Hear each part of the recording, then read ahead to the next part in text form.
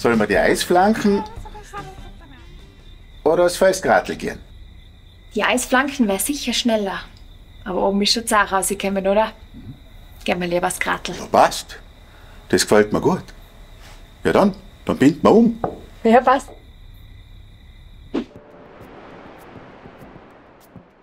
Häufig ist es der Fall, dass ein markanter Felsgrat oder ein Gipfelaufschwung das Ende von einer Hochtour markiert.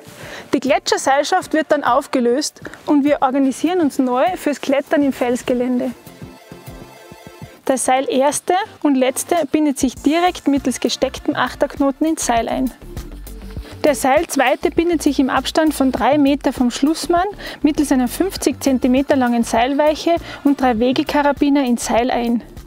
Die Seilweiche wird hergestellt, indem man eine lange Sackstichschlinge knüpft und an deren Ende eine weitere Sackstichschlinge als Anseilpunkt herstellt.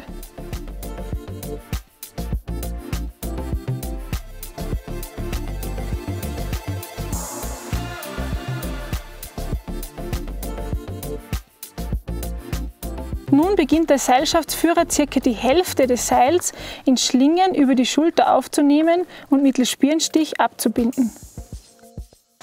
Die Schlingen sollten die passende Länge haben, damit sie nicht von der Schulter rutschen, aber auch nicht zu eng anliegen. Das Aufnehmen des Seils bedarf Übung, ist aber eine Technik, die wir auf Hochton ständig verwenden und deshalb beherrschen sollten. Packen wir es, oder? Ja, Ja, super. Das Restseil wird in Schlingen in der Hand mitgeführt. Solange keine Absturzgefahr besteht, können wir gleichzeitig mittels Seiltransport gehen. Das heißt, dass alle Teilnehmer einer Seilschaft eng zusammenbleiben und das Seil in Schlingen mitgeführt wird. Das Seil erfüllt noch keine Sicherungsfunktion. Wird das Gelände etwas schwieriger, bleiben die Nachsteiger stehen oder noch besser sitzen. Der Seilschaftsführer verlängert das Seil nach seiner Geländeeinschätzung und steigt ungesichert vor.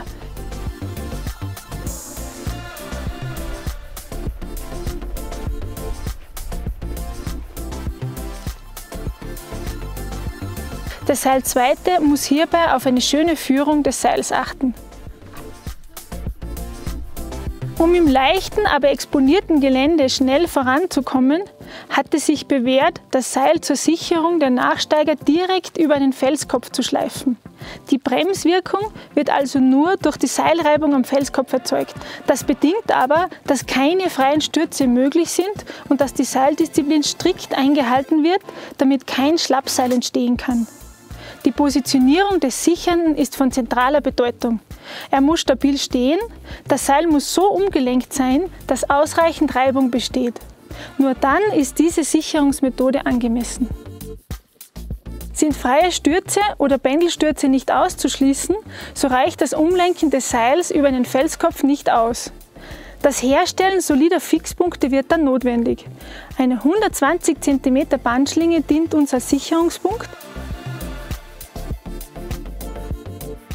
Der Sichernde ist am Fixpunkt mittels Mastwurf eingehängt.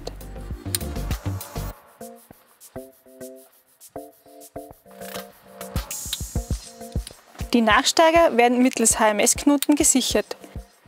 Sie klettern gleichzeitig hinterher. Okay, von mir aus kannst du kommen. Falls vorhanden, kann natürlich auch ein Bohrhaken als Fixpunkt verwendet werden.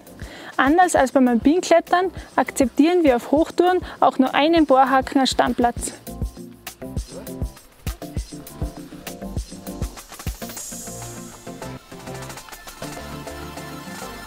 Das Klettern am laufenden Seil bedeutet, dass alle Mitglieder einer Seilschaft gleichzeitig klettern.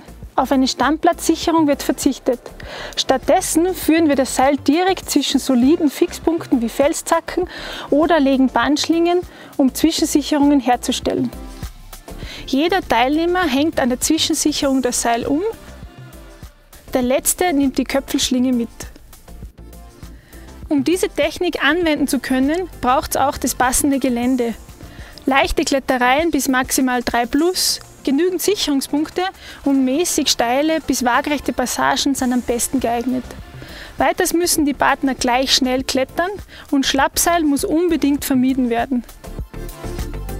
In der Praxis ändern sich die Schwierigkeiten am Grat ständig, was uns auch die Sicherungstechnik kontinuierlich anpassen lässt.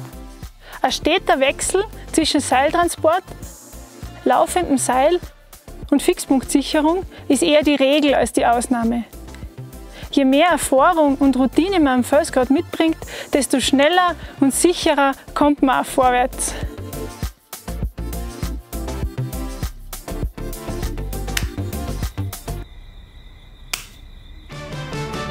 Mal schauen, wo